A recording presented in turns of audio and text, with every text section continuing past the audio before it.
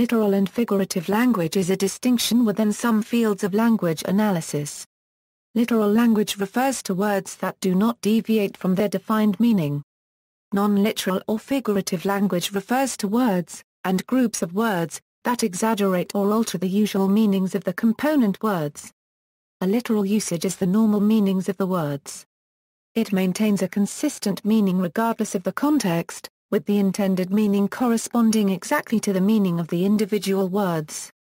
Figurative use of language is the use of words or phrases in a manner where the literal meaning of the words is not true or does not make sense, but implies a non-literal meaning which does make sense or that could be true. Aristotle and later the Roman Quintilian were among the early analysts of rhetoric who expounded on the differences between literal and figurative language. In 1769, Francis Brooks' novel The History of Emily Montagu was used in the earliest Oxford English Dictionary citation for the figurative sense of literally. The sentence from the novel used was, "He is a fortunate man to be introduced to such a party of fine women at his arrival. It is literally to feed among the lilies." This citation was also used in the OED's 2011 revision.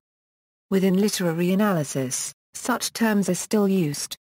But within the fields of cognition and linguistics, the basis for identifying such a distinction is no longer used. Figurative language in literary analysis. Figurative language can take multiple forms such as simile or metaphor. Merriam-Webster's Encyclopedia of Literature says that figurative language can be classified in 5 categories: resemblance or relationship, emphasis or understatement, figures of sound, verbal games, and errors. A simile is a comparison of two things, indicated by some connective, usually like, as, than, or a verb such as resembles to show how they are similar.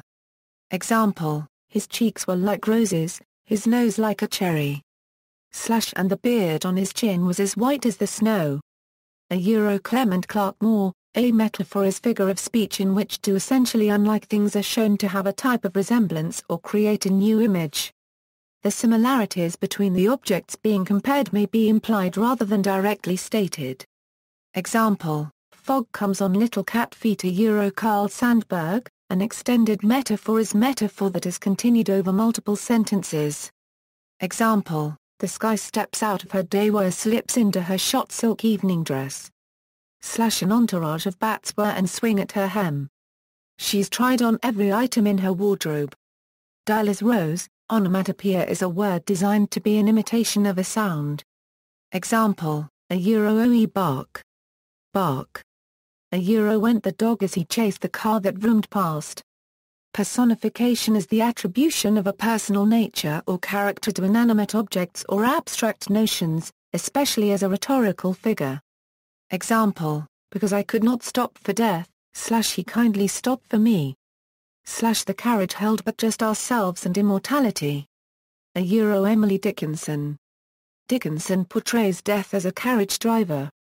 An oxymoron is a figure of speech in which a pair of opposite or contradictory terms is used together for emphasis.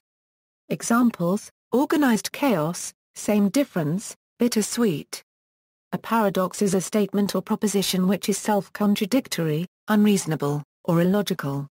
Example, this statement is a lie. Hyperbole is a figure of speech which uses an extravagant or exaggerated statement to express strong feelings. Example, they had been walking so long that John thought he might drink the entire lake when they came upon it. Allusion is a reference to a famous character or event. Example, a single step can take you through the looking glass if you're not careful. An idiom is an expression that has a figurative meaning unrelated to the literal meaning of the phrase. Example, you should keep your eye out for him. To keep an eye out for someone means to watch out for them. A pun is an expression intended for a humorous or rhetorical effect by exploiting different meanings of words. Example, I wondered why the ball was getting bigger. Then it hit me. Then it hit me. Has two different meanings. Standard Pragmatic Model of Comprehension. Prior to the 1980s, the Standard Pragmatic Model of Comprehension was widely believed. In that model, it was thought the recipient would first attempt to comprehend the meaning as if literal, but when an appropriate literal inference could not be made, the recipient would shift to look for a figurative interpretation that would allow comprehension. Since then, research has cast doubt on the model. In tests, figurative language was found to be comprehended at the same speed as literal language. And so premise that the recipient was first attempting to process a literal meaning and discarding it before attempting to process a figurative meaning appears to be a false premise. Reddy and contemporary views, beginning with the work of Michael Reddy in his 1979 work The Conduit Metaphor, many linguists now reject that there is a valid way to distinguish between a literal and figurative mode of language. See also. References. External links. The Word We Love to Hate. Literally from Slate magazine, Figures of Speech from Silva Rhetorici.